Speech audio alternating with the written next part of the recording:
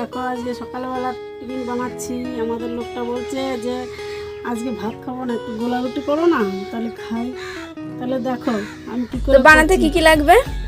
কাঁচা লঙ্কা লাগবে আর নুন দিয়ে করে ফেললে হয়ে যাবে শর্টকাটে। দেখি কিভাবে বানাই। তো দেখো তাহলে ওই সাদা সাদা ওইটা কি দিলে? এটা নুন দিচ্ছি আর একটু লঙ্কা দিলাম, দিয়ে এখন জল দিয়ে মাখাতে হবে।